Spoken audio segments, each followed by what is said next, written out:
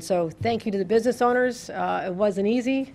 I've walked in a lot of restaurants, showing here in New York City my vaccination card, and I just want to thank all of them, for everything they did. They are part of the New York story and our response to this pandemic.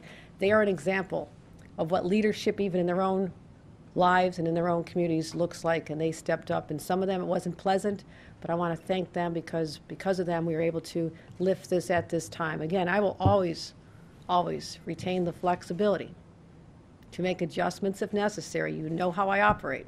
I'm looking at data, looking at trends, looking at everything that's out there, but I also want to deal in the reality that we have a very good picture that has been painted over the last few weeks, and particularly as we are approaching the expiration date of this temporary measure that's been in place now literally for 2 months. So let's talk about some places where it's still in effect. We are still going to continue for now the requirement at state-regulated healthcare facilities. I think that's very obvious of why we want to make sure our healthcare facilities are safe.